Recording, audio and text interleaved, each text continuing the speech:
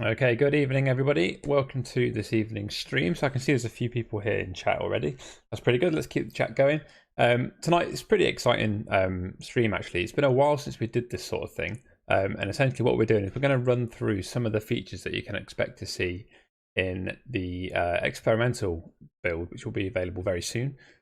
So what we're going to do is it's just kind of a bit of I guess, a look at some of the features that should be hitting the live game of Crayta at some point in the near future. As I say, the experimental build will be live soon, and that's a great chance for players on the PC build. It's available for free through the EGS store. It's a great place and a great chance to kind of have a look at what's going on, and also it allows you to check your games are going to work and be compatible with the latest updates. Obviously, you know, the nature of Crayta, it's a very large, expansive game. There's a lot of games there, so as far as QA and testing on our end is concerned, it's very difficult for us to catch all problems across the entire spectrum of games available in Crayta. So it's a nice opportunity for creators and publishers of games to go and check that their stuff works, and then you can let us know on Discord or through the forum if you do have any issues, and then obviously we can do our best to see what we can resolve before the actual the update itself goes to the proper live game. So I'm joined this evening by Ed. So Ed, do you want to say hello? Hi everybody. Cool. Okay, so what we'll find here is, I guess this is a little disclaimer. So as I say, the PTR, or the experimental build, you'll heard it called PTR in various places, basically stands for Player Test Realm. You'll see that is going to be live soon. That's going to be open again soon with all these changes. So I'm on a internal version of this this build. So this is a development tier. No one can get to this other than kind of us internal developers. Saying that, this is I think a build or two behind what the players will actually, what you will be seeing soon. So there may be some issues, there may be some things that aren't working. I'm aware of a couple of things that I know aren't working, that you know should be working by the time it's on the experimental build. So I'll talk through those and I'll kind of explain them best I can. But as I say, there will be a couple of little bits here and there that I can't show to its full potential, but hopefully I can still explain what is going on. So as always, when you load into this, you'll notice a couple of things are different. You'll see things like, you know, this first message will appear and it will let you know that you're on the experimental version of Crayta. And the main takeaway from this is to note that creators, anything you do on experimental, so if you start creating a game, if you start building a game, that game cannot be copied across to the live build. So don't treat this as a place to start prototyping ideas that you want to use on live. The experimental version of Crayta really is just a chance to check what you already have and to play with the new features, but you shouldn't be using this build in any way to kind of assume things will be copied across to live. That being said, if there is anything missing on PTR from your account, if you've got any games or anything that you want to test that didn't get copied, even though everything should do, just let us know on Discord and we can do our best to copy those down. So we can take from live down to the experimental build if needed, but we cannot go the other way around. Cool. Okay, and as always, yeah, huge thanks to everybody who does partake in this. It's a massive part of kind of the life cycle of Crayta. You know, it's really important that players get to see this stuff, and it's also a really nice chance to sort of see these latest builds and the latest features, you know, kind of before they hit the live game. Let's close that. Okay, so there's a couple of things you'll notice with experimental. Firstly, there's various things changed. A lot of the menus don't kind of do the same thing. The store isn't available, that's blocked out. You've got little things like experiment help. You've got the experimental banner at the bottom. You'll probably be led through what we call a FTUI, a first time user experience. So even if you played the live game a ton, you'll probably still have to go through setting up a character, setting up various things like that. But again, it's a good chance to check out all those kind of changes that might have happened before they hit the live game. If I go back, there we go. Okay, so we'll see we've got the kind of current Mechanical Revolution hub here. I think this is Ed I can see in front of me here. Yeah, nice. Cool, so that's working nicely. So yeah, there may be issues, there may be bugs, there may be crashes. Obviously, as I say, this is a kind of not final representation of PTR build, so there may be the odd thing goes wrong here and there, but all part of the fun of showing this stuff live, right? So I think the first thing we're going to do to show off this update is we're going to create a new team deathmatch. Okay, so let's just jump in and we'll call this Stream TDM. Okay, so I don't know, again, it's kind of, sometimes it's unclear to me precisely all the things that are new, but there's a few things I've probably noticed that are a little bit new. So this little kind of going through creating a game is perhaps changed a little bit, I think. So instead of having the kind of rail of games, you can now select an image and you'll get a slightly different form. For this, it's just a nicer way to pick an image to choose from, especially now we've got so many in here. I should say as well, obviously, things you see on this won't necessarily make it to the live game as well. There may be some images or there may be some assets and things that are kind of packaged up in a way that they won't really be necessarily on live, because this is an experimental version of the experimental version. So, okay, I don't think we're friends on this build yet, are we, Ed? Not on this build, we're not. We are enemies. We are enemies, okay. Bonus points to anyone in chat who can spot the first thing that's different from this screen.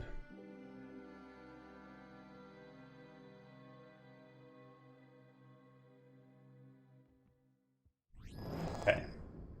There was a little hint of something there, but yeah, we'll see if chat can pick that one up. I will share this with you, Ed.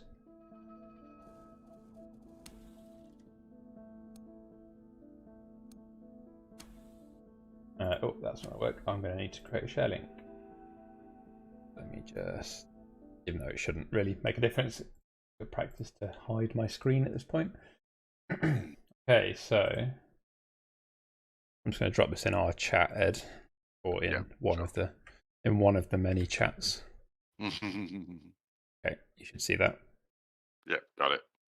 Thank you very much. Okay. Cool. So as always, yeah, we should be able to load in here and we should see Ed appear any second. So anyone who's here for the first time, we should see obviously that you'll kind of learn a little bit more about Crayta, and Crayta being a collaborative game development platform means that it's as easy as that. I literally just generated a link and shared that with Ed. The reason I didn't show it is because I'm not sure how confidential some of the URLs and things are that will have appeared. We can see that Ed's managed to join me in game, and we're both here together in our new team deathmatch game. Right, so what we'll do is we'll preview and we'll move on to the first kind of major beat, or one of the major beats that are coming with this build. It's something we've spent quite a bit of time on.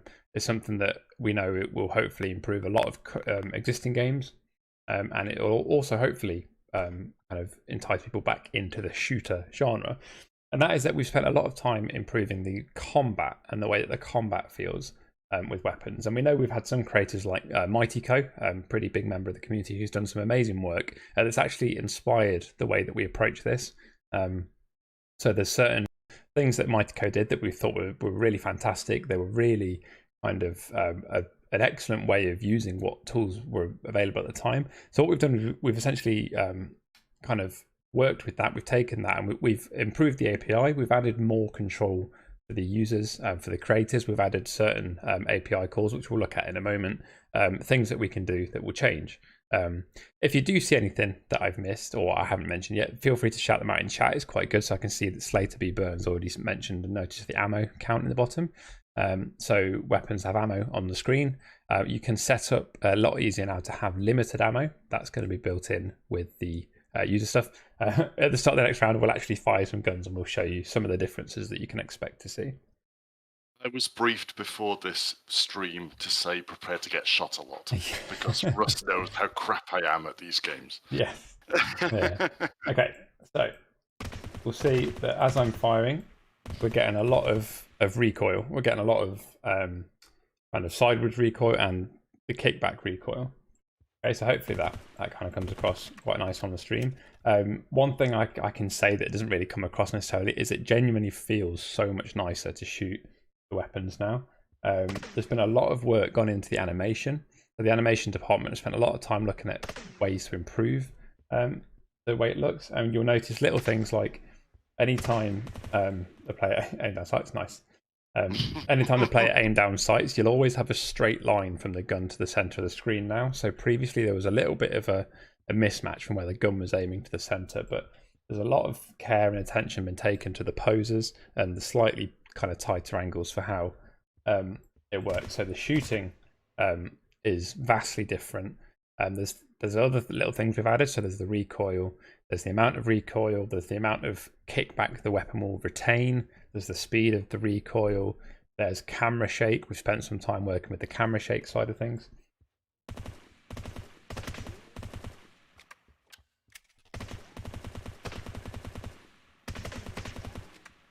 Okay, that's part of that. So that's just kind of the way the guns fire and feel. Obviously, there's another part to combat, which is kind of pretty important. So previously, whenever you've hit other players, essentially the players will have a capsule around them. They have got like a big kind of colliding capsule, and that was a really easy, approachable way for us to kind of have collision-based combat with players. You know, it's the same capsule we'd use for kind of edge detection and jumping on platforms and things. So we figured to really kind of ramp up the way the combat works, it was about time we kind of address that. So one of the other changes that's coming with the combat work is the ability to actually know which area of a player you've hit. So the players no longer rely on a whole kind of capsule around them. So you could shoot past their head or between their legs and it would hit them. What you'll find now is, Ed, if you just stand nice and still for me, we'll see that I can now shoot through Ed's legs, and I'm assuming, Ed, you're not taking any damage right now? No, not. No, and I can shoot just past Ed either side. Oh, sorry, that was a rogue shot to the face. Okay, but we can see here that what... This looks very wrong. We can see here that what this is achieving is this is essentially giving you much more precision when it comes to accuracy. So it's you can no longer be shooting players kind of slightly over cover. Headshots will actually register as a headshot. Part of this work is that when you raycast and hit a player, it will actually return to you I'm not sure exactly how accurate it goes, but I think it's the limb it hits. It will tell you which part of the body was hit, and that's how you can now control your crit status. So anyone who's worked on a shooter before will know that crits were worked out by essentially a trigger box roughly placed where the player's head was, which is, it kind of worked, it was okay, but it was much better for it to be a system like this. So actually what it does now is it returns and tells you that the head was hit, and therefore we want it to be critical damage. You could just as easily specify to say feet or hands or legs or arms would be critical damage. So it's quite a nice way. The other thing you could do with that, for example, is you could pick up when it's a leg shot and you could slow the player down. You could pick up when it's an arm shot and you could perhaps increase their recoil, increase their accuracy. So it's essentially what we're giving you there is the ability to control player behavior based on where they're shot a lot easier than what you'd be able to do before, which is a really nice touch. Cool. Okay. Yeah, sorry, Ed. I just felt like I wanted to get one more shot in before I went back. Okay, so Ed, I don't know if you want to just maybe start doing your thing. Build us a nice little environment to continue letting me shoot you in. That'd be really good. Okay, what I will say at this point is obviously that there's probably going to be things I forget. There's a whole lot of stuff going on here, and I've got a few notes written down, but there's going to be a lot of work here. So I'd highly recommend people dive into the experimental build when it's available and really start to pull apart some of the API and start to learn. So any coders out there, there's going to be quite a few changes that you can really start to play with. Dryco says, is this the same for all skins? Yes, I believe so. Yeah, so it's kind of there's been a lot of care and attention taken to make sure that it would be fair across, no matter which skin you've got, no matter which body type, body size. I think there's a certain amount of it that it still would work across. Right, so what we'll do is we'll have a little look at our gun template. Okay, so it's still the same template. So the way I believe this is going to work is when the build goes out to the live game, what we'll be doing is we will be introducing a new, we'll be updating the existing gun package. So anything in the library, so the gun, the shotgun, and the pistol that you see in the library, in the sort of community store, will be updated. So any new games will automatically get this functionality. Any existing games would need to go back and update their gun packages. So if you've already got a gun game that you want it to, do you want to include a lot of this stuff in, You could either write the code and update it yourself, or it should just be a simple case of updating your gun package to pull that sort of stuff in. So let's have a little look here and let's see what might have changed. So the gun script has got a few little changes in it, a few little tweaks. If I just scroll down here, we'll see a few things like can sprint while in use. So this is an option that allows you to basically prevent players from sprinting while shooting. It's just a way to control kind of making gunplay feel a bit more realistic perhaps, and stop people from kind of running and sprinting, jumping and being super accurate. That's just one way that you can start to tweak things. The impact physics, so this is a little thing that we've added which allows you to basically specify that a gun should impact an object that has physics. I'm going to take that, I'm going to show you how that works right now. So let's just go ahead and grab something like crate. Okay, I'm going to drag my crate mesh in. Oops. Okay, so we've got the crate mesh here. So let's just drop that up here. It will enable physics.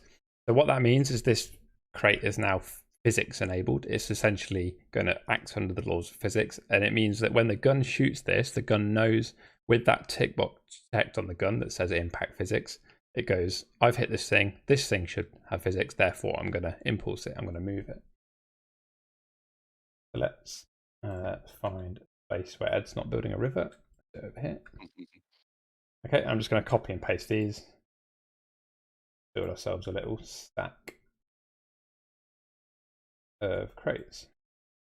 Okay, so we should see when we preview, they would all drop down, and our gun has got this checked. Impulse modifier would basically, there's a couple of options.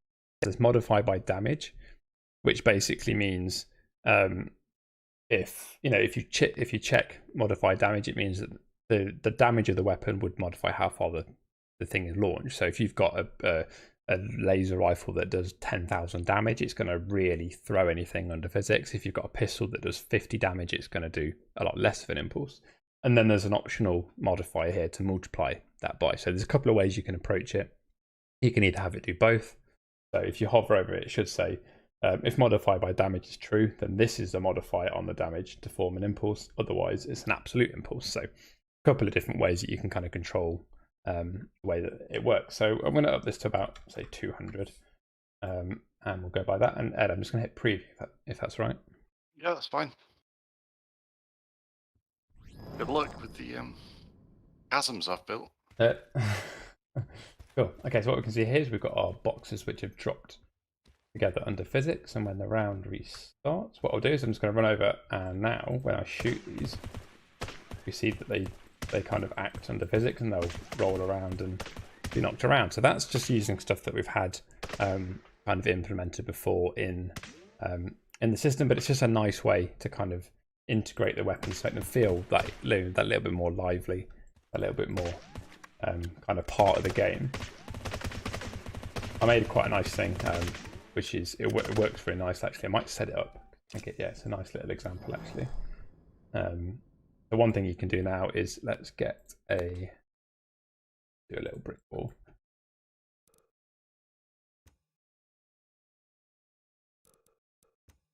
Oh, wrong button. Okay, so then I can go over here and get a bottle. So an empty bottle.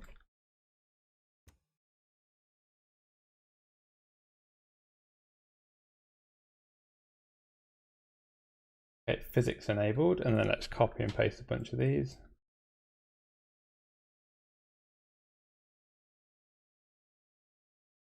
Okay, right, I'm just going to press preview again, Ned.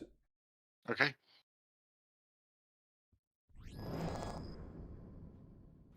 Okay, and really nice little feature, but just being able to think the bottles off it. The impulse is doing quite a lot, so you probably want to increase the weight of these bottles to make it nice, but you can see kind of just works quite nicely as a little thing to just think the bottles off the wall and shoot them into oblivion.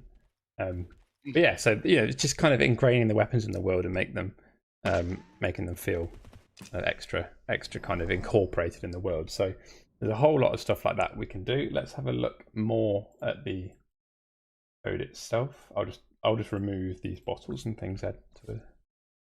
not interfere with your Don't environment. worry about it. I'm just doing environment stuff, so. Cool. I'll keep the crates there, but feel free to move them. Okay, so back on the gun. So that's the gun script. There's a few other little tweaks here and there, but I'll leave those for people to explore and find. Let's go down, let's close these scripts up here. So if we go down to the bottom, so we see we've got a couple of new scripts here. We've got I think it's just this one actually. So the recoil script. So the recoil script is where we can control lots of different things around how the recoil works. And you can see that in the past, as I say, Mitico did a fantastic job of implementing it on the previous tools. And that's kind of inspired us to really go deep and provide lots of API for this sort of stuff. So there's a lot of different options here that you get to play with. And you can really kind of define the recoil of a weapon to be completely different to a different weapon. So it's not just a case of weapons have recoil now, but there's a lot of properties, a lot of parameters here that you can really start to play with and tweak in terms of how it's all going to work. So I think one of the main API calls that has changed here, and something that I'm sure creators will be kind of desperate to dive in and start using for various other things.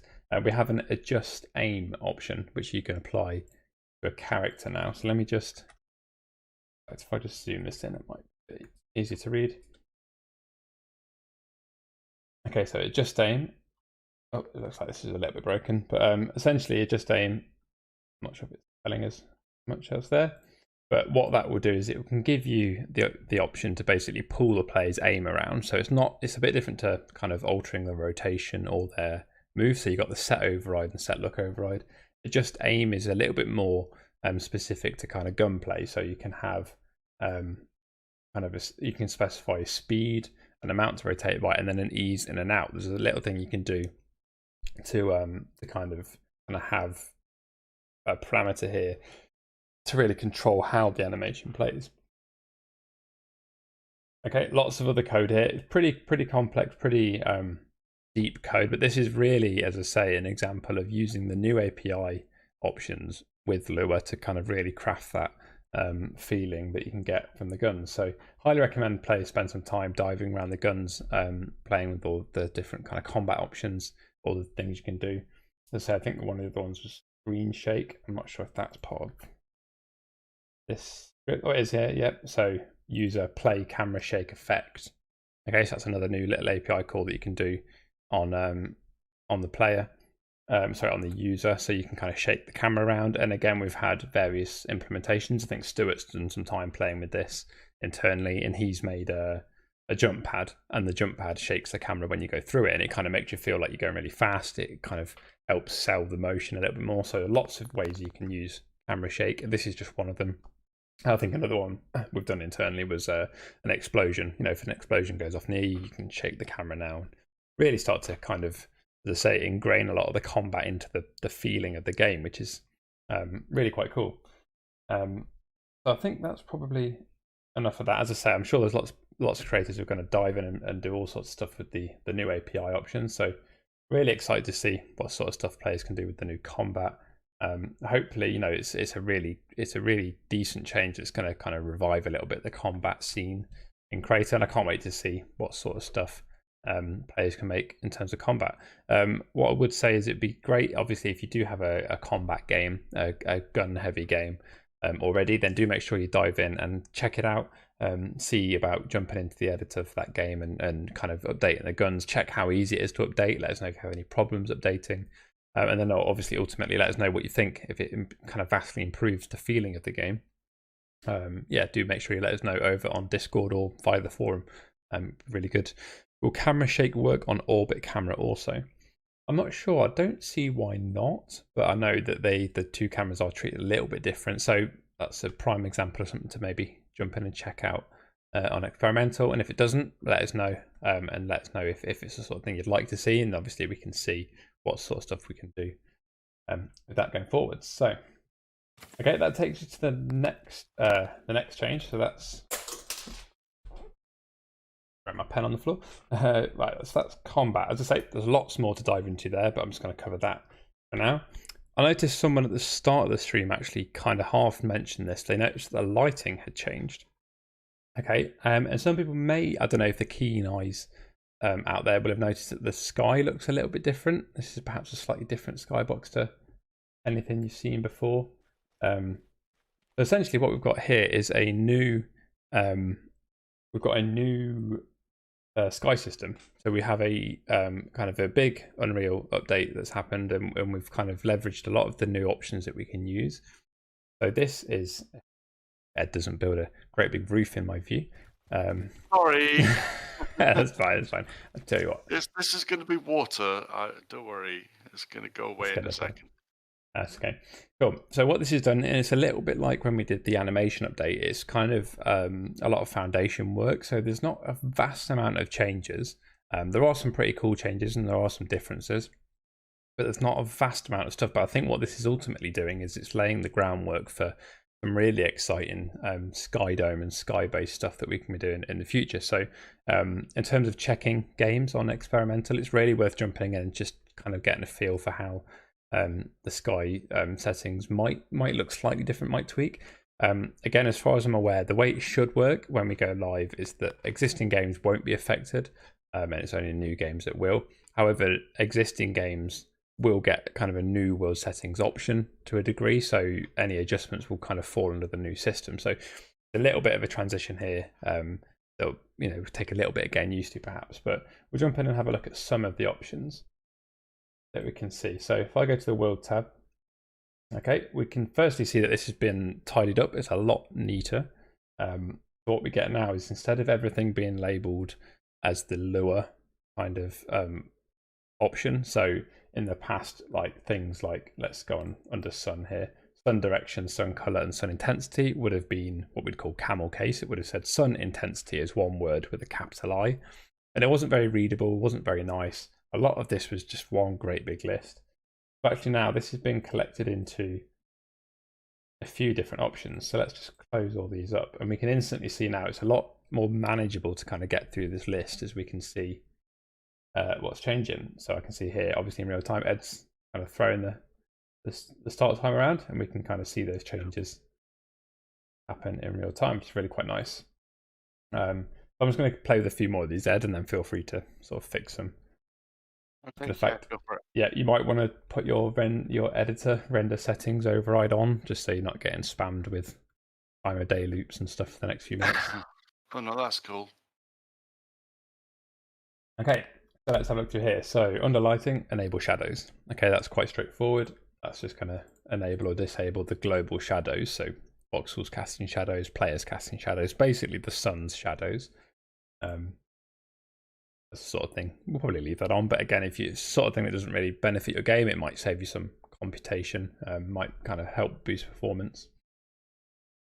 Okay, look under the sun, we now get the three options for the sun. Its direction, its color, its intensity. So much easier, much more simple to understand, rather than kind of a ton of different options. So again, yep, direction, we can kind of pivot where the sun is in the sky. The color, fairly straightforward, kind of a bright red sun, have kind of a blue, purple, changing sun. That is to a kind of a yellowy sun. Okay, one thing to note is that if you wanted to access any of these from Lua, in the past it was difficult to know what was and wasn't bound. So instead what you get now is if you hover over it, it actually tells you if it's accessible from Lua, and it gives you the prompt you would need. So in this case, get world.sunDirection will actually give you the direction that the sun is, and you can kind of change that in real time. So through code, you could have the sun spin round. It could change position depending on seasons, all that sort of stuff. There'll be some things that aren't accessible. So we might find an example. So here, one of the new parts is actually being able to do exactly the same as what we're doing here with the sun, but with the moon. So if I hover over here, I can see that the moon color, this isn't accessible via scripts. So yeah, it's worth bearing in mind if you wanted to access these. It's just check the labels first. So we can change, the intensity of the moon. One thing you can do is the phase of the moon, which is quite cool. So let's just set this to bit later at night, and we can see that we've actually got a moon up here in the sky. Okay, so the moon phase as a slider can either be no moon, can be present moon, and then you can kind of slide it along and kind of select what phase the moon is all the way through. Then again, this isn't necessarily at the minute accessible by code, maybe one day, but for now it's going to be something that is kind of a set thing in the editor. But yeah, it's quite a nice little touch. And you can set the color of the moon. So if we go for like a red moon, you can see that's going to give us like this kind of red glow. And then the moon's intensity is kind of like the sun's intensity, but it's kind of how bright is the moon going to be at night. And you can make it super bright. So here, they've got a very bright red moon, which looks really cool, really spooky. Okay, so one thing to bear in mind here is we've set a sun and we've set a moon. If we just change our day length to 30 seconds, we'll see the moon do its normal thing. Go around, and then we'll actually notice that when the sun sets and this comes up, the whole scene changes its color. You know, and it's really, this is a really nice, accessible way of being able to say, kind of set a real different tone at night to day. In the past, you know, with the old system, it would essentially just be night is dark, day is whatever color you'd set, but the ability to kind of set the difference between night and day now in terms of color and intensity, I think can really open you up to a lot of different gameplay feels during day and night, which is pretty cool touch to have. So let's stop that loop for now, put the sun back, or the moon back to a slightly more normal color. Right, that's lighting. Oh, and the skylight as well. The skylight is slightly different. So imagine you've got your sun and you've got your moon, where you can specify kind of that object, what kind of color, light, intensity that thing does. Skylight is more like the ambient light. So this doesn't necessarily have a direction to it. This is just the general ambient light of the scene. So let's say here we want our kind of the color that's in the air essentially to be something like a purple. So we can see the sun's still giving us our kind of orange glow, but now everything else in the scene is catching this sort of purple light. And that's a really nice way, again, to kind of define how the scene will feel. And we get two options here. We get the skylight intensity in the day and the skylight intensity at night.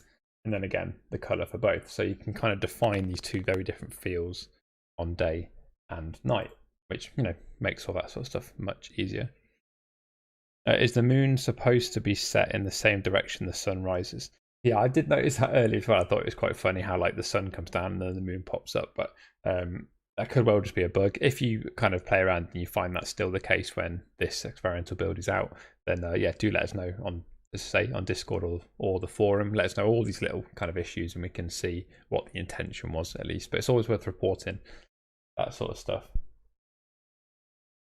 Okay, right, atmosphere.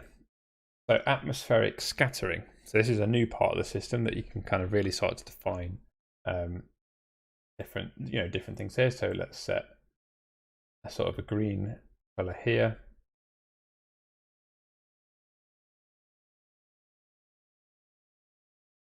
Okay, and we can start to really get a feel. I'm not sure how well this comes across on the stream, but we can start to see an atmospheric scattering of kind of various colors flicking through trees and things like that. It's just another way to really start to define kind of how the scene looks. You know, it's a nice way to kind of, again, really kind of ingrain the world in this really nice kind of unique feel. So it's just another option how all that sort of stuff will come together. Let's probably just brighten this. Realize it's pretty. There we go. Brighten the scene up a little bit. The lighting's all going to get a bit horrible here. I'm throwing greens, purples, whites, blues, whatever in. There we go. Let's leave it at that. Okay. One thing to play with. So we've got fog. Okay, so fog was always a little bit tricky before. So we've essentially now got kind of 4 options for the fog. I think there may be some things in the work for changing how this is. So at the minute you can't. At the minute with this build, there's no adjustment for the height of the fog. In the past, you had that, whereas now it's just a start distance, an intensity or a density, a color, and then whether the fog's actually affected by the atmosphere. So you can do things around fog to make it kind of extra kind of unique for your game. So let's see about kind of throwing up the intensity here. Okay, I'm going to pull the start distance right in. Make it really dense, okay? And you can very quickly, as I say, get this very nice feeling of kind of, yeah, like the way the fog can really start to close in pretty quick. Okay, so just like before, it's something that's only a couple of sliders, but it's hopefully just a little bit more sort of straightforward for adjusting some of this stuff. Okay, fog affected by atmosphere, so I've thrown that down and it's made it kind of feel very different. Fog color is still dark, so let's make the fog color white. Okay, and then we yeah, I did say you probably want to set those those overrides because it's going to get pretty. I thought it would be fine, but pretty foggy, but yeah. So there straight away we've kind of instant horror game, right? Just throwing in these various fog features. Set those so Ed can see what he's doing. Don't worry about it. Okay, cool. Cloud density. Okay, so before we had options for various types of cloud. It's just drop down. You could pick gloomy, rainy, something like that. We've actually got kind of a way that you can now kind of program and choose how the clouds work, essentially with a couple of different sliders here. So we throw the density down, all the fogs, all the clouds disappear. They've got a super nice, super kind of clear, bright, sunny day. Okay, we throw the density back up, and we instantly get all of our sort of clouds there in between. And as I say, you can kind of slide that to get the feel that you want. And again, this is something that is accessible via Lua, so you could have kind of weather patterns. Perhaps you could start to kind of have a Lua script which determines today is a cloudy day, therefore we're going to kind of ramp the clouds up. Cloud coverage. Okay, how much cloud coverage there is. So kind of in combination with the density, you can kind of have a thin layer of a lot of cloud, for example.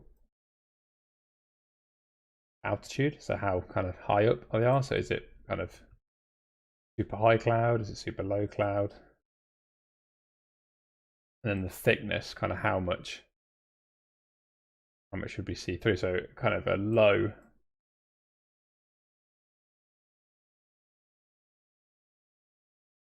thin cover of cloud like this, for example, kind of makes it look kind of like a hot day with a little bit of cloud coverage.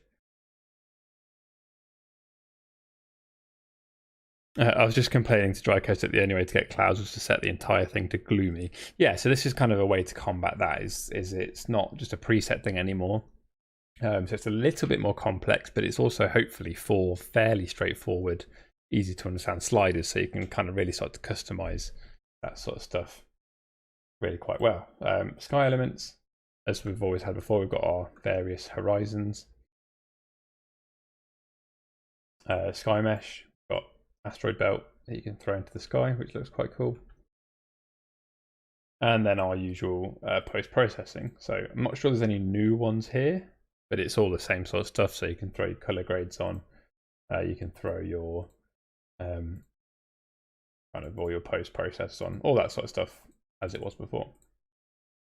So hopefully that's kind of, pretty exciting for world builders, designers. It's a way that you can start to really craft a world to feel much nicer, feel much more kind of, I think the word is like unique, and there's a lot of kind of options there to really kind of tie in with the Lua and make the world feel, make it all kind of feel much more dynamic and nicer.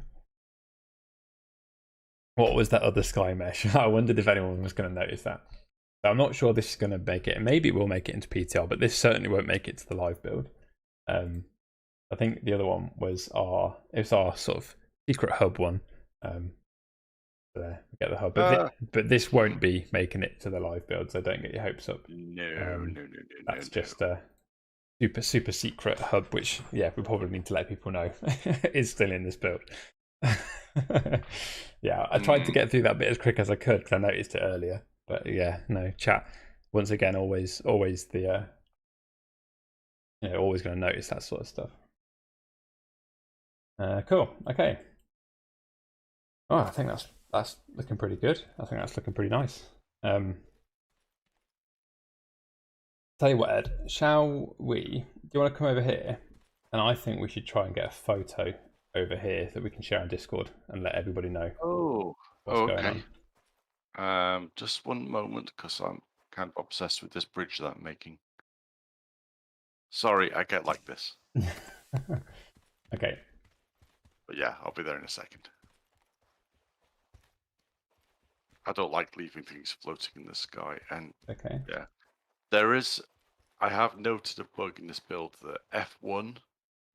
Yes, I think I've pressed that a couple of times, and yeah, we'll note that. I like the way the purple atmosphere is kind of coming off these trees here. Like I've managed to make the white trees look really kind of purpley, completely by accident. Yeah, it looks really cool. It looks, looks pretty nice. Okay, I've just put one bridge in. I was planning to do more, but we can go for a run if you want. Oh, that's okay. Do you want to come over here? I just want to try and get maybe a quick picture of here. So if you just come and stand with me. Oh, the purple shadows and stuff look really good. It looks really good, doesn't it? So we could go ahead and just get a little picture like this in our advanced mode. And that's the way we'd normally do it, I guess. In the past, we'd always go ahead and just get into our advanced mode, and we'd always have our wrist pads out, stuff like that. So now might be a good time to talk about the third update. If I go back to the editor, I press the P key. Okay, I'm actually going to enter our Okay, I'm going to enter our new photo mode. Okay, so photo mode is a pretty popular thing that a lot of games have, and we figured it's a really great thing to include Crayta, because a lot of people love to share what they're working on. A lot of people love to share what they're building, what their kind of their latest creation, what they're doing in games. But it can be a pretty tricky game to get a photo in, especially if you're trying to do something special with a sort of an emote or something like that. So what we've got here is an option that I'm now in photo mode. My camera is kind of unlocked from my player, and I'm able to sort of pose around and look around.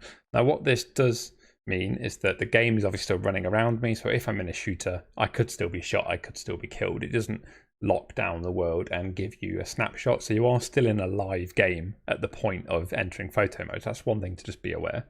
But if I press left alt, we see I get a few options here that I can use to essentially take the photo. Okay, one of my favorites is the ability to pose your character. So we're going to be introducing more poses over time through various means, but we can see here that I've got two poses at the minute. So I can enter the My Hero pose. I'm going to enter this sort of standing there, hands on hips, looking all heroic. Ed, I don't know if you're in photo mode as well and wanted to maybe... I can get some. Yep, one moment. I like this one best. The scream. Pretty. It's so funny. There's been some really funny moments when I'm testing this as a company where there's been like 12, 13 people stood in the editor, all like just throwing different motes and shapes and stuff. It's really good fun. Give myself any, to be honest. I'm gonna have to. Yeah, I've got loads of emotes in other builds. Yeah, I think I've only got these two, but yeah, there will be more coming. There's a lot of fun things you can do. So you can set yourself in a pose. You can go to camera, so there's different poses you can do. You can, for example, selfie mode. You can set the field of view. You can set a roll angle, so you can kind of adjust that sort of thing. Selfie distance, so that's kind of similar to the field of view. It's more of a zoom, obviously, than a field of view, but get a zoom here.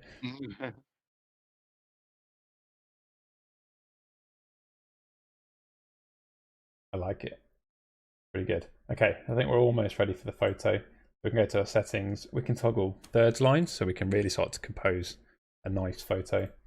And we can toggle, when we're in the editor, we can essentially turn off.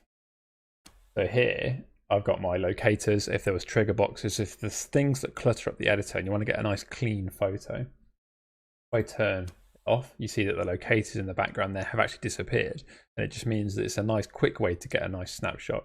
I think there's a couple of little bugs here that shouldn't be the case, but the prompts shouldn't be there.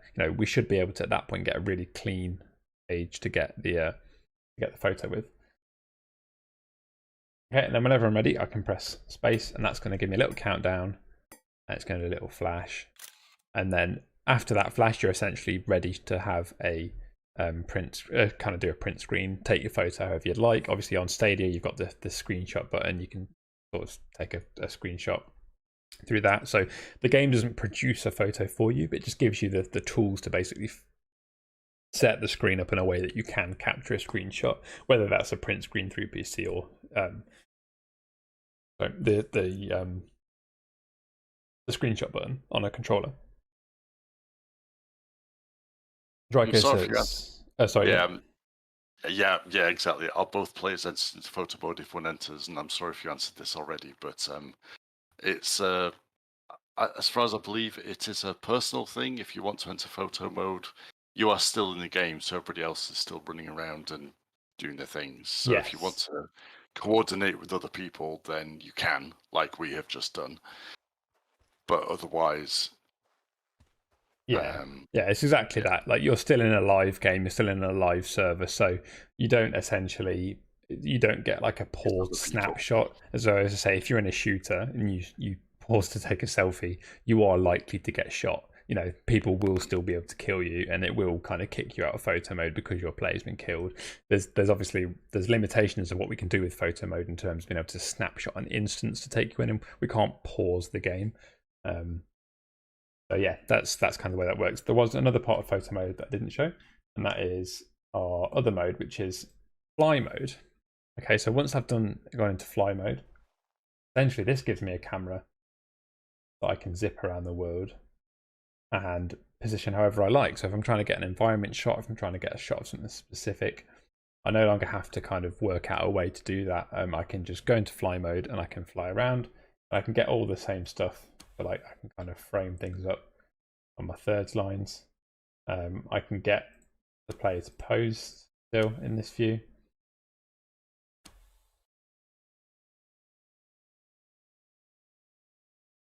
A lot of different ways that I can approach this. Create some pretty fun screenshots.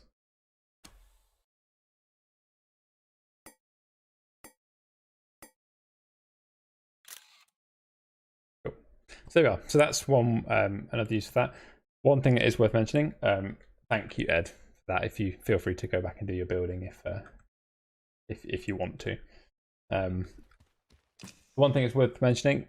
There may be a few people watching who are a little bit unsure about having players fly around their world. Obviously, getting like a kind of a god mode flipping camera through walls and stuff is going to be problematic for some players.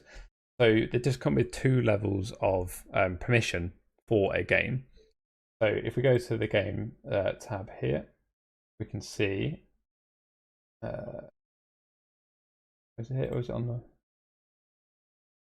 Oh, here it is. Yeah, eagle-eyed among you might have noticed a couple of little things I'm going to show you next. But yeah, so let me catch up with some questions here actually, and this might answer them. So, does your drone act as the camera, or is it separate? I think it's separate. I think it is a separate entity at that point. Basically, I'm asking if other players see your drone taking a picture of you. Okay. No, they don't. I don't think that's the way that works. There may have been talk of that, and it may be something that we're going to do. I'm not entirely sure how that kind of comes together. But I don't think we see the drone doing that, no. Is photo mode available in the game also, not editor? Can we disable photo mode for players? If players can fly around the map, they can see something they're not supposed to. Also, couldn't you cheat with fly mode in a game? Look around corners, fly through maps, amazing. Cool. Okay. Yeah, so this is obviously something we debated internally quite a lot, because we figured, it's pretty important. There's a lot of really fantastic puzzle games and games with secrets and things that you don't necessarily want players to be able to just clip their way through the world and have a look. So there are, as I said, there's 2 levels of permissions. You can see at the top of the screen here, you've got prevent photo mode, which basically means no one can take a photo in your game. Like, they just can't enter photo mode. So you can outright kind of outlaw it and say, no, I don't want people taking photos in my game, for various reasons, but one of them obviously being the potential to kind of exploit walls and stuff like that. There's also prevent fly mode. So we realized that the fly mode is a pretty big one for a lot of people, but the selfie mode might not be so bad. You know, there's kind of, it has a limitation of range. You are essentially orbiting the camera. So there's two ways that you can control it. What is going to happen when the build goes to the live game? So once all this stuff is past experimental and it's going to the live game, all of the games that exist already on Crayta will enter with photo mode enabled, but fly mode disabled. Okay, so that means that no games will be fly mode by default, but everyone will have at least a selfie mode by default. So if you wanted to disable it entirely, what you'd need to do is go into your game, uncheck check the box. So these are prevent. So you'd want to check both of these if you wanted to remove it, and essentially republish, and then your game will lose it. If you did want fly mode included, because you didn't particularly care about fly mode, you thought it was quite a cool thing for players to have in your game, then you'd want to make sure that both of these are unchecked, and players can then go through and do it. So it's just, yeah, we've tried to obviously compromise around the middle because we want players to use the new features and we think it'd be a really quite cool thing. And to answer Stroke, yeah, so this isn't just an editor thing, this is actually something that players will be able to do in game.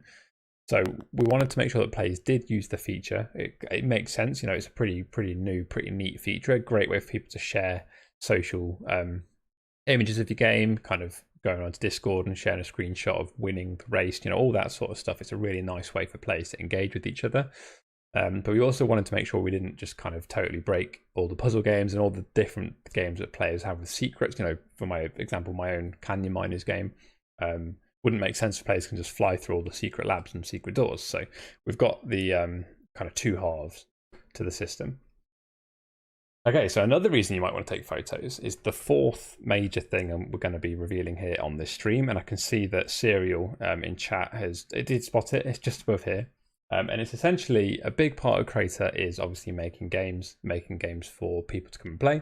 It's been really difficult in the past to explain to players exactly how to play games and what the control schemes are and kind of what they need to do once they get into a game. And we know that a lot of creators have done some really fantastic stuff in the past with tutorial packages. We've had cameras flying around, we've had instructions. More recently, I've seen some really good guides that players have used where it's essentially like a step through tutorial. It's some really, really great ways of trying to get around this little problem of getting players into the game. And again, a bit like with the gun stuff, we wanted to recognize that players have done some amazing things and really what can we do to make it even better at a platform level for players. If I scroll up here, we'll see above the leaderboards, creators and challenges, we've got this new section up here called Ugc Help. Okay, so Ugc Help comes in three forms. It comes in instructions pages, it comes in control schemes, and it also gives you the option to specify your own loading screen images. Okay, so I know that's a pretty big one that a lot of people have been excited about, and I'm really excited for that sort of thing as well. So I'll talk you through how some of these things work. Now, this is one of the features that I'm afraid is a little bit broken with this build I'm playing. I haven't been able to specify images. I can't get the images to upload and be accepted essentially by the build. So we're stuck with some default images, and it does have some knock-on effects which aren't great, but rest assured, it works really nicely on other builds. I've seen it working. It's really quite a fantastic way to essentially kind of get images and stuff into the game to kind of really help players start to see what is going on. Let's start with the pages. Pages are essentially a step-by-step wizard for how you want players to kind of sort of digest instructions for how to play the game. So I'll tell you what I might do actually, Ed. I might leave you in here if that's right. I'm going to jump across to a game I was setting up earlier. Okay. And I'll come and find you in a moment. Okay, no probs. So I'm going to jump into the editor for Canyon Miners. This is my kind of copy down version of Canyon Miners. Okay, the first thing we'll see here is the change to the home screen here. We've actually got the name of the game, got the creator, which someone noticed earlier, and we've actually got the help text being cycled on the loading page. So when the players are loading into the game, they could have a custom image appearing on the background, and they've actually got the help text for the game that they're playing or about to play cycling through.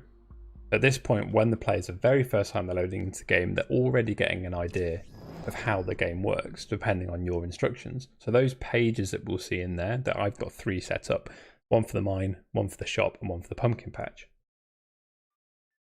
If I go here, I can see that my 3 pages are set up here. So again, all of this is in the editor. None of this is actually part of the companion site other than the image upload, which is where that kind of always has lived. So essentially what you've got is a way to kind of specify how all this stuff works. So I just specify an ID, the unique ID for the page, the title, the text, and then I would select an image. And this is where my images would appear that I've uploaded against my account. So I could pick the various different things.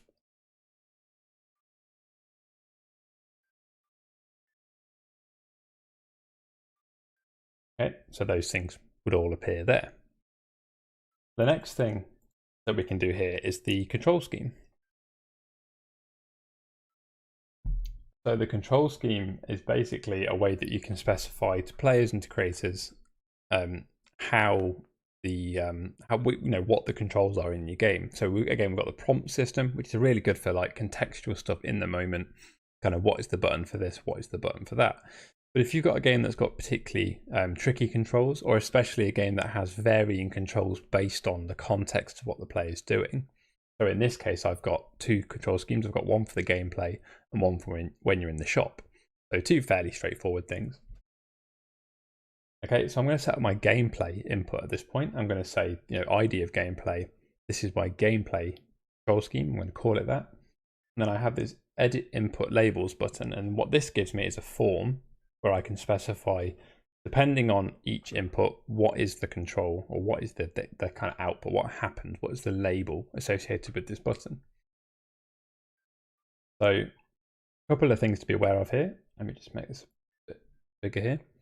So a couple of things to be aware of is obviously you don't have to fill all of them out. It's just whichever ones kind of work for you. Not necessarily all of them are used.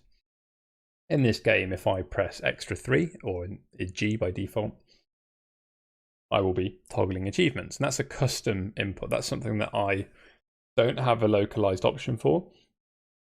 That's kind of very specific to my game. It's a toggle achievements button isn't something that everyone would have. It's a kind of an irregular use of a button. So I've just got the string entered there. If I wanted to, I could go into here, and as usual, I could enter all the various localization options. So we can kind of have it localized properly. If I go down to these ones, now you see these are grayed out: crouch, sprint, move forward, backward, left and right. And now what this is these are the options for my game for things that already exist as an option. They're kind of like a fairly stock thing. So we do have a list of basically stock inputs at this point. So for example, crouch on C. In my game, that does crouch. So instead of entering it myself, I've gone to this option, which allows me to pick kind of what this button does. So we've got a few stock things here. So aim, collect item, interact, jump, movement, next item, previous item, reload, sprint, all the sort of stuff that you kind of do often in games. So what I will say at this point is when you're playing with the stuff on Experimental, if you think of any more of these, I'm not sure how quickly we can get them in, but it's always worth letting us know what you think might be good, and we can maybe add a few more at some point. But it's always good to know kind of what you think we might be missing from that list. Okay, so that's how I specify, kind of on the various inputs and the various labels, what it is that my my game will do. And as I say, I can set this up for various inputs. So I've got a much straightforward one, but when I'm in the shop, obviously the control scheme slightly changes. So I no longer move, but I just have click on the sort of left click is to buy or sell, click on the buttons, and then extra 1 or R is the close button that closes the shop. It might be that obviously if I had weapons in this game, R would reload. So depending on the control scheme, that button's going to do different things. Okay, so that's control schemes. Loading screen images. So this is, again, kind of fairly straightforward, but what I'm going to do here is I'm going to specify different loading screen images. I'd select an image, and what that means is when the game's loading, I'm going to be presented with these images instead of the key art. Okay, so it's just another way that you can kind of make the intro to your game more exciting. It might be that you choose to have that image contain some information. If you didn't want to necessarily go down the page route, it's kind of up to you. But it's nice, nice to know that you can have the pages overlap on top. So that's just one way again that players can be playing, kind of learning how to play the game. Let's just jump into Canyon Mine now. I think it's probably here somewhere. There we go. We can see my photo I took earlier using photo mode. So again, another great use for photo mode is to provide you with these images of kind of the exciting thing that players can be doing in game. And it's kind of a nice way to get content out of your game and kind of feed, like kind of close that loop. There we see it. I'm getting the instructions here. So buy collectors and send them into the mine. Wait for them to return with the resources to sell them at the shop. Visit the town shop to sell mine resources. Maybe pick up some interesting items. So I'm instantly getting an idea of what the game, how the game plays, what sort of things I need to be doing. So it's a really nice way to kind of get over that initial bump of players landing in a game and just being a little bit stuck.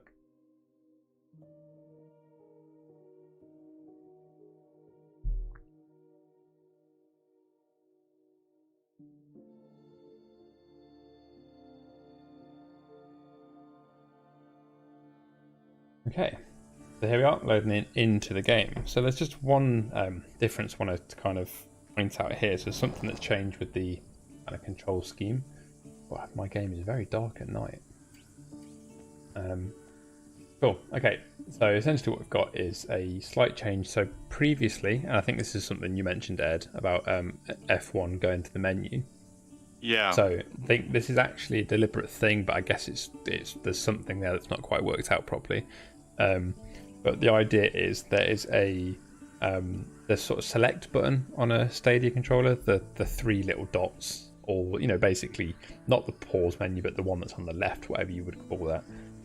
That button is now going to take players directly, instead of changing the camera, it's the change camera button. That's now been remapped by default to be the go to instructions button. So if a player is stuck, they can press that button and it's going to take them to the instructions page, and you can see the instructions page is now an extra tab on the game details. So if a player is in a game, they can basically go there and they can learn, and it's a really nice way to kind of close that loop. From in game, you can go straight to the instructions, you can see, and I think that's what F1 is trying to do by pressing. Makes sense. I mean, F1 has always been help. Yeah. I'm just so used to pressing F1 to yes. go to certain things. Yeah, it caught me. I've got to reprogram myself. Yes. That does sound the right thing to do, but also it caught me out twice already at the start of the stream, and then I realised what was going on. So this is where I was saying again, this is one of the little issues that's crept in. So this would be where the image I selected would appear alongside the text. This default image, I know this is something Sean has already fixed, ready for when this goes to experimental, but you would get your image and you could cycle through. And you can see at the top, I've actually got them in order. So I've got Your Mine, Town Shop, and Pumpkin Patch. So I've got this kind of the three things in the order I specified. So that's one way to approach your instructions, to actually have them, one thing leading to the other. It's kind of a step through these things and you'll learn how to play the game. I just can't do that at the minute because this page is a little bit broken. If I go to controls, okay, we can see that this layout preview not available because I'm on a keyboard and mouse. But as soon as I move my controller, okay, we can see that I get a slightly different screen here. So what we actually get is something pretty cool that Sean's been working on. It can be a little bit temperamental to load sometimes, but the again, what you would get here is essentially a controller there, and it'll actually map the buttons that you specified. So I've said, toggle achievements, challenge data, confirm prompt. These things are these buttons, and it will actually, like you'd imagine in an old school manual or like in a lot of kind of help things, it gives you a picture of the controller with the lines showing you exactly what each button would do. And then you can do that for the various control schemes, as I say. So this is my gameplay, my shop. It might be that you've got several control schemes based on what players are doing. It's just a really nice way to kind of educate players what all the various controls are going to do throughout the game. So that's that. I think. Let me just double check my notes on that one. If anyone has any questions, then do make sure you just shout them out in chat. We'll do our best to kind of answer any of those that you might have. I'm going to jump back across to Ed's game now.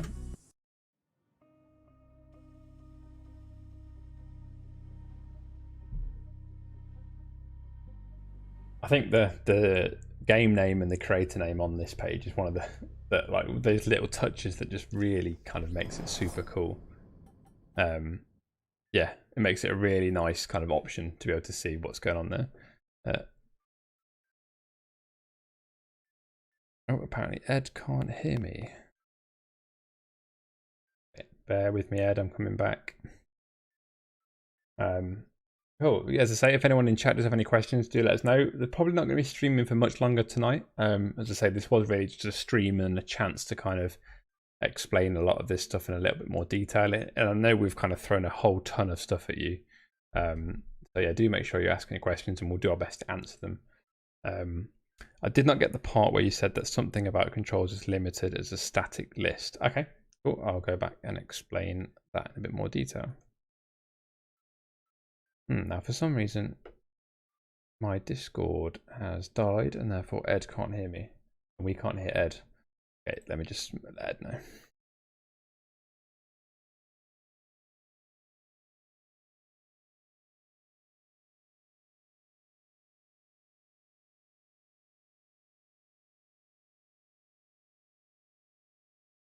Almost there.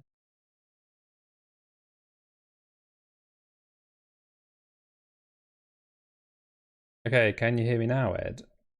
I can, yes. You can, suddenly yeah. dropped out for some reason. Yeah, Discord. I think my computer's running low on disk space, so it's Oh. Yeah, I think Discord decided to fall over. So if I disappear again, just continue without me.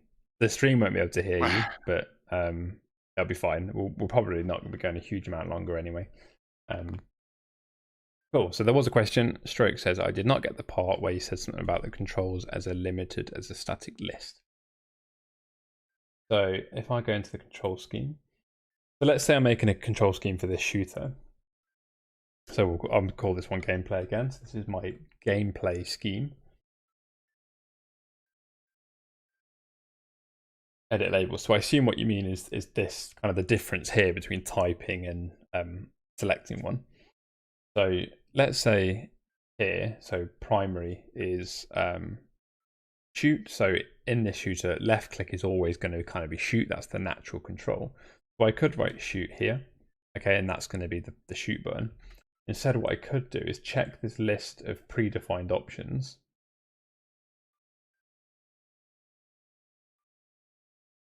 And, oh, do we not have a shoot? Oh, use weapon at the top there. Use weapon. Okay, so that, it grays out, and that's kind of a static list in as much as these options have already been localized. So by selecting this, you'll get localized kind of control schemes based on the client's language. Otherwise, you can specify them your own. You can specify your own, but what you would need to do. So let's say I had Q was something like, I don't know, mega jump. Okay, that's not a very stock thing, so we don't have that kind of translated by default. But what you would have to do then is go through this option here, and you would basically have to provide all the different translations for mega jump, and then the system can do the kind of presenting the correct label to the correct based on the client's language. So as I say, it's just a way that we've basically given you some stock kind of fairly regular controls that we'd expect a lot of creators to need, to kind of already have them with the localization in place, just to kind of, you know, get more localization through the system. So that's how that works. I mean, let me know if that's still not very clear, and I'll try and explain in a different way. Hopefully that helps. This is not a limitation, but more in addition to speed of translations. Yeah, that's exactly it. You know, we kind of realized that 90% of controls for players are going to be very similar. So we've kind of given you a stock list of pre-translated kind of options that would then kind of all that's handled for you. Destiny, I may have missed it in the beginning. What's the timeline for this update? And so this update is actually going to be hitting the experimental build before it goes live, and that experimental build is going to be open very soon. Okay, I can't give you an exact time because there's a few little moving parts to it, and I wouldn't want to kind of give you a date and time where that, you know, ends up sliding. But just be ready. You know, it's let's say it's imminent. You know, it's something that you should definitely be. If you haven't already, I'd recommend you get onto the EGS library or onto the store and download the experimental build. It is free. I think it actually comes with Crayta now if you install Crayta. through there. So this isn't available on Stadia.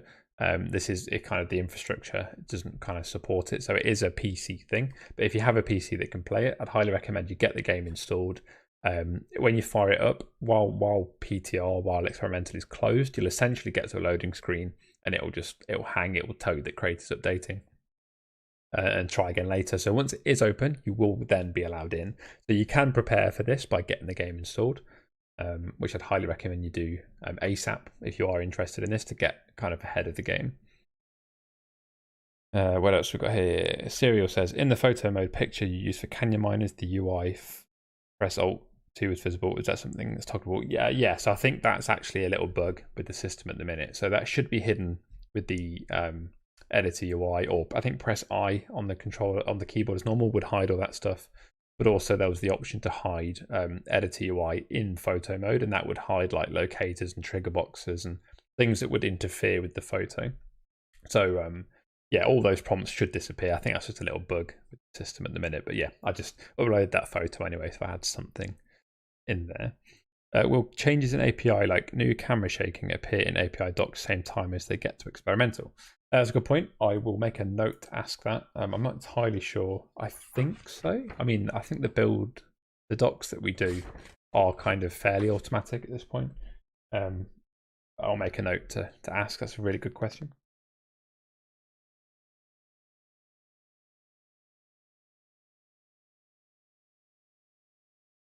I think at the very least what we'll do is we'll kind of do a diff and we'll make sure that you can see somewhere what the new API changes are. So if you can't get the exact API docs for this build, we'll at least let you know what the new stuff is to be checking out.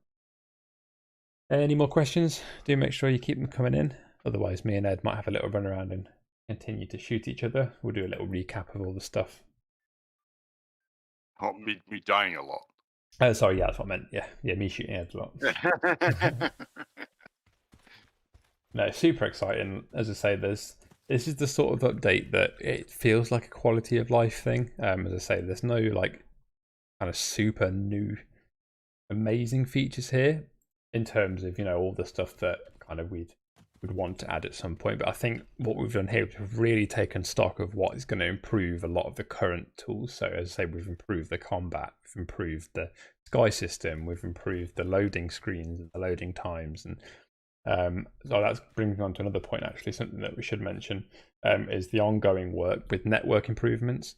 So there is a ton more network stuff going on with this build, so we should hopefully see even better performance in terms of client-to-server relationships and all that sort of stuff. So it is, again, definitely worth diving into experimental, going into your games, especially people who have got things like platformers, anything that kind of relies on moving things, so rolling, moving, translating timelines, all that sort of stuff. Do make sure you dive in, give it all a good test, give it a good, you know, kicking the tires, as we like to say. Let us know if there's anything wobbly, anything that doesn't look right, and we can investigate a little bit further. But it should, you know, hopefully you'll see some pretty good improvements in that space. Will you be able to access photo mode through preview so you can take photos, for example, with weapons held by characters? Well, Ed, if you're happy, shall we have a quick preview and shall we see? Yeah, let's give it a go. Cool. So yes, the answer is yes. And you can access photo mode in play, in preview, and in the editor. So we should see in a sec, let the round restart. Okay, so I can press P now, and I can basically get a selfie of my character here. I can't control the character, so I can't get them to aim down sights and be firing while I take the photo. Anything like that is a little bit different. And it is worth mentioning, if I do an emote, anything that's socketed to my hands or kind of anything like that will disappear, in the same way that when you mantle, they disappear. So I can pick different poses, do some fun things with this. But as soon as I then come back, I'm back to shooting. Ed, if I enter photo mode here, you want to shoot me? I'll give you a free shot.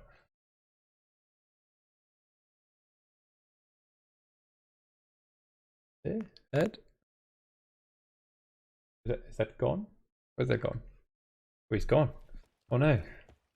He's vanished. Okay, never mind. I was just going to make the point. So as I mentioned before, so photo mode isn't like a snapshot it is essentially a state where you are in the live game still. So if you're in a shooter, if you're in a time trial and you take a photo, the time's going to keep going. You will be vulnerable to being shot. It's not going to basically kind of freeze you in a state. So it's a fun thing to play with, but just be aware you are still in the live game while taking a photo.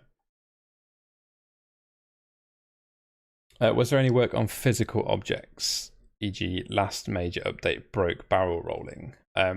I don't know if there's anything in particular to look out for. The only thing I can think is things like the weapons being able to impact physical objects like now, so you can kind of see here, if I shoot these things that have physics, it will start to knock them around and mess with them, which can make for some pretty fun gameplay opportunities and that sort of thing. Okay, right. Well, I think that's probably a good point to wrap this up. As I say, that's kind of the breadth of it. So super quick run through. I think Ed's vanished. I'm not entirely sure what's happened there, but sure Ed will have said goodbye anyway. So let's move to here. So cool. Okay. Well, thank you everybody for tuning in. As I say, as a quick run through everything we've got then. So some really exciting stuff coming to the experimental build very soon. So I'd highly recommend players you jump in and get the experimental version of the game from the Epic Games Store downloaded ahead of the imminent release of all this stuff to go and play with. So what we've got here, we've got the combat update. So guns feel much better. We've got all the recoil, a lot of sound work I didn't mention. So Matt, our audio director, has done a fantastic job again of providing some really cool sound effects. And a lot of the sound effects now work over distance. You can get some really cool sounding stuff. Much meatier sounding weapons, all the sort of reverberation you'd expect and that sort of stuff. So yeah, definitely worth checking all that stuff out. New sky system. So as I say, with the recent update, we've been able to implement a really nice sky system. So it's very similar to what we had before, but just much neater, much tidier. The day-night cycle I find is really fun to play with, being able to specify kind of an intensity of the sun and the moon separately with the colors. You can get a really different feel between your day and your night. So yeah, really fun way to kind of play with the new sky system. So I'd highly recommend, again, any of you designers out there, I'd love to see what sort of screenshots people can pull out, especially using photo mode. So perhaps go in, play with the sky settings, make some amazing scenes, use photo mode to take photos of them and share them with us on Discord. That'd be a really nice use of those two features put together. So as I say, photo mode, really good way to kind of get content out of the games, get people sharing selfies, get people flying around looking for some stuff. So yeah, really good way to do that. And again, as we said, the default behavior for that is going to be when the game hits live, every game will have photo mode enabled, but also every game will have the fly mode disabled, and then you can kind of control what levels of those two things you want for your specific game. And then finally, the help and loading screens. So that's a pretty big change as well, and really trying to encourage players to learn how to play the games and how to get in and do stuff. So you can change your loading screens, you can provide help text and control schemes. So it's just, again, really nice way to really onboard players into your specific game. So as well as other things, obviously network improvements and all the usual bug fixes and optimizations, and lots of fantastic stuff. And can't go into too much more detail, but there's some really exciting stuff happening throughout PTR as well, or throughout experimental. So really, I highly encourage as many players to get in as possible and brace yourself for some pretty exciting stuff happening. Yeah, I think that brings us to a pretty good stopping point. So I can't wait to see what you do. Do make sure you join us on Discord. It's discord.gg/Crayta to let us know any problems you have with the experimental build, or any questions or anything, in terms of that. Would be really good to kind of chat with us over there. Do keep an eye on the forum. We've got our dedicated experimental areas on the forum, which is a good place to report problems and, again, ask questions and all that sort of stuff. You can find us on Twitter and Instagram. It's @CraytaGame on both of those platforms. Again, really good place to keep up with all the latest stuff that's going on in the world of Crayta. So news, kind of just discussions, chats. We had a pretty good tweet out the other day about kind of what platform you play on. So yeah, pretty good place to go and have your say about where you play your Crayta. And then finally, do make sure you subscribe to us on YouTube and follow us on Twitch. So for more of this sort of stuff, AJ's back tomorrow with another play along. We've got some pretty fun stuff happening tomorrow as well. We've got hopefully the launch of a pretty fun pretty fun sports thing to go and play. So yeah, do make sure you tune in tomorrow, same time, 7 p.m. BST, and have some fun playing along with AJ with a bunch of sports games and a bunch of other games from around the community. And I think that brings us to the end. That's everything. So have a great night, everybody. I can't wait to see all this stuff in action over on Experimental, and I'll catch you in the stream tomorrow.